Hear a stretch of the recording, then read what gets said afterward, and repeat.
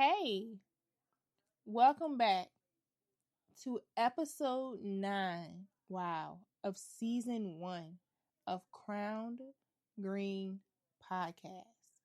Look, it's your homegirl, your little cousin, your little big sister, and the host of Crown Green Podcast, Mood Couture.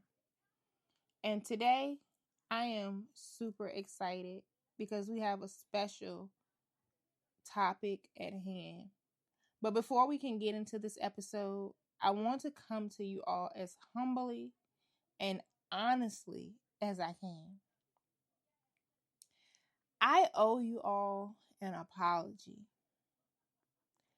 To everyone who has ever pressed play, shared an episode, whispered a prayer for me, or simply said, "Moo, this podcast helped me."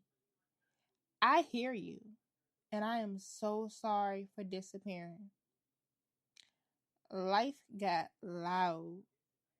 Grief got heavy. But let me tell you, obedience is so much louder. And so here I am. Shout out to my sis, prophetess Jalitha Porter of the Real Ministry, who gave me that extra push. I appreciate your obedience in pushing me and being by my side and supportive as you are. I love you and I honor you, woman of God. Now, I stepped away from this mic, from this platform, from this assignment, but I'm back, baby. Not perfect, not polished, but present. And so I hope that you can forgive me for the pause. Because God has given me a word today that I believe will unlock some change in your life. And I've never really been one of those ones to try to preach my way into anything. But I want to encourage somebody today with this episode. I believe that today's episode is about a word that I know every single one of us has had to wrestle with, cry through, pray over, and struggle to give. And that word is forgiveness. Not the kind that's cute and easy. Not the kind where someone says sorry and everything is cool the next day. Nope. I'm talking about the kind of forgiveness that you have to fight for. You know, the kind that costs you something. The kind that pulls you into God's presence. Because you can't do it without Him. And let's be for real. Forgiveness, it's not about the other person. It's for you. It's for your peace. It's for your healing. It's for your freedom. It's you choosing to stop letting what hurt you hold you. See, I'll be honest with y'all. I had to start walking that journey personally. And I am still on it. I'm going to be honest. Every day I'm walking that forgiveness journey. Forgiving my biological parents, that has always been one of my most intimate and sacred battles I've had to face. Not because I hate them. Not even because I'm angry anymore. But because for so long, I couldn't make sense of the story. I couldn't understand why the ones who gave me life couldn't be a part of it in a more active way. And I'll take accountability for the role I played as well, even growing up when they tried to reach out. But I still couldn't grasp why I was adopted. It just didn't make sense. Out of 7 children that my mom had, I was the one that was adopted. But see, y'all, God has been whispering something to my soul lately. To my spirit, He's been downloading something too. They didn't know. They simply didn't know. My mama didn't know. And what they didn't know and could not do, there's a difference when you know something and you know it, or you know how to do something, and when you don't. But she wasn't in the position to do it. Didn't mean she didn't love me. Didn't mean she didn't want me. But she loved me enough to give me a life that she knew she couldn't give me. And so I had to stop punishing her for that. I had to forgive her for what she couldn't give me and love her and thank her for what she could. I had to forgive her for what she didn't have the capacity to give me. And I had to learn to love her for the things that she could give me. For the parts of my story they did leave behind: my name, my eyes, my DNA, and maybe, just maybe, their prayers. See, in Matthew 5:23-24, Jesus says something we don't hear enough in church. See, we don't really talk about the stuff that saves souls. We skip around a lot of stuff that people really need to hear in church. So Matthew 5:23-24 says, if you're at the altar about to give your gifts to God, and then you remember your brother or sister has something against you, stop. Go be reconciled first, then come back and give your gift. See, I remember being a little girl, and my pastor, shout out to Pastor Arlie L. Lindsay and Pastor Wilbur Earl Tucker, they used to always make us, if you had something against your brother or sister, get it right before you got to that altar. Before we did communion, we had to get it right with God for what we may have done that week before, those days before, those hours, those seconds, those minutes before we broke that bread.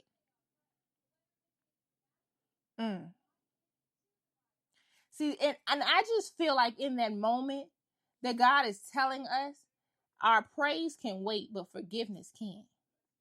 See, that verse isn't about the other person being right or wrong. It's about our hearts being righteous. It's about our worship being real. Because how can I say that I love God, but I can't stand his child? That just don't line up. How can I lift my hands to the healer and yet hold on to hate? That's not kingdom. That's not alignment. That's not growth. And can I be real with y'all for a minute? See, we live in this world that tells us to cut people off, to stay petty, to go energy for energy, to go eye for eye. But I'm learning as I get older that for one thing, life is too short. And for two, I'm learning to match it with grace instead. See, to give grace in the same measure I need it, to love in the places I've been broken, to hold space for people who couldn't hold me, because I know what it feels like to be dropped and still need to stand.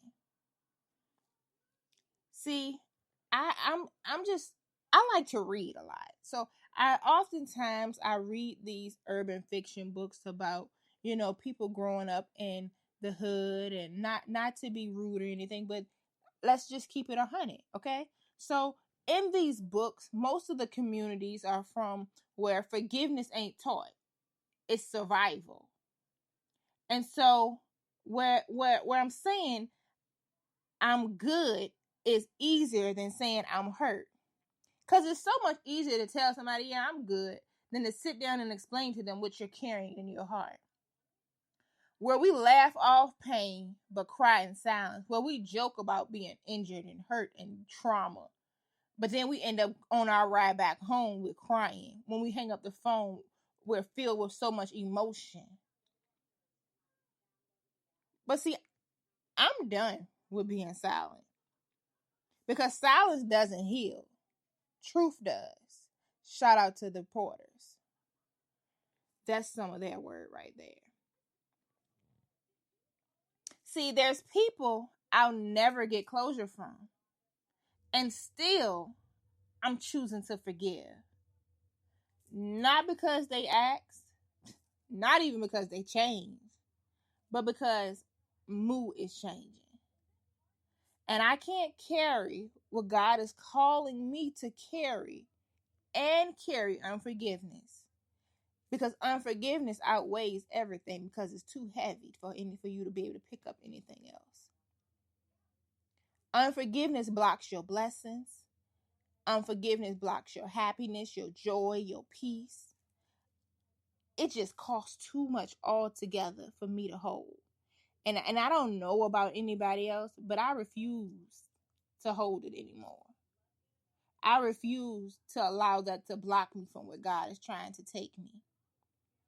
Ephesians 4:31 and 32 says, let all bitterness and wrath and anger be put away from you. Be kind to one another, tenderhearted, forgiving one another, as God in Christ forgave you. See, look, y'all. God forgave us while we were still messy, still lying, still broken, still doing the most. As he went to the cross, they were beating him. They were spitting on him, throwing things on him. And he still walked straight and still did what he did on our behalf. So how can we walk around holding grudges, acting like we're better than anyone else?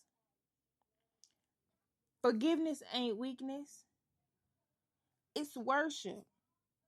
It's growth. It's warfare. So here's your homework this week. Yeah, I want y'all to do some homework for me. And it's not even for me, actually. This is for you. This is to help you. And as you do it, I'm going to do it. Because, see, I'm going to keep it honest with y'all. Last week, I got prepared to reach out to my biological father. I got prepared to call because I had some stuff on my heart that I needed to get off. And when I went to reach out to him, my cousin responded with he was incarcerated and he was not able to respond in the manner in which I would want to. And so as I began to share that vulnerable moment with my sister, I said, well, maybe I'll just write him a letter, and I can get it off my chest that way. And she agreed with me. And so here is my solution to someone else who may be going through a similar situation where you need to work on your forgiveness, but you're not strong in your verbal manner. Write that letter. I don't even think you have to send it, but write it. Let that pain out. Get it out of your heart. Then pray about it. Ask God to help you name it, release it, and heal from it. And then forgive yourself. Forgive yourself too. Yes, you made some mistakes, but you're not a mistake. And if you feel led afterwards, reach out to that person. Because life is too short. Because you can have all the anger and hate in your heart. But hear me when I say, when they close their eyes and when their clock stops ticking, that guilt is going to come for you if you don't try to heal it now. So reach out to that person. Even if it's just to say, I forgive you and I'm moving forward. This ain't about your pride. This ain't got to be done in pain. But do it in peace and do it in love. See, I believe God is doing a deep work in us, y'all. He's not just healing what was done to us, He's healing how we respond to it. And that healing starts with forgiveness. Listen to me. You're not weak for forgiving. You're anointed. You're powerful. You're choosing legacy over cycles, freedom over pride, and destiny over dysfunction. Somebody just say that. Somebody said, I choose destiny over dysfunction. I choose destiny over dysfunction. I declare and decree it over every listener right now that there will be no more dysfunction in your life, in your generation, that you will break the chain. You will break the curse, and that you will learn to love. You will learn to forgive. You will learn to give grace in this season. And that God in return will bless you like never before. So as I wrap up, if this episode blessed you, please make sure to follow Crown Green Podcast. Everywhere streaming is possible. Spotify, Apple Podcasts, Google Podcasts, Amazon, YouTube. Wherever you get your inspiration, subscribe Crown Green Podcast. Leave us a review. We're on Facebook and Instagram and TikTok. But most importantly, share it with someone else who needs it, who struggles with forgiveness. And please hear me when I say, I am not whole, I am not healed, but I am healing so I can be whole. I am just trying to help someone the way I wish someone would have helped me. And now I'm grateful for the people that God is putting in my path to help me, to teach me, to pour into me, to love on me, to show me a different perspective. So, follow us on Instagram at Crown Green Podcast and tap into our community, because healing happens in safe spaces and we are building one episode at a time. And if you feel led to be a blessing to the Crown Green Podcast community, whether it's through sponsorship, donation, or prayer, you can reach out to us at crownyourgreen@gmail.com.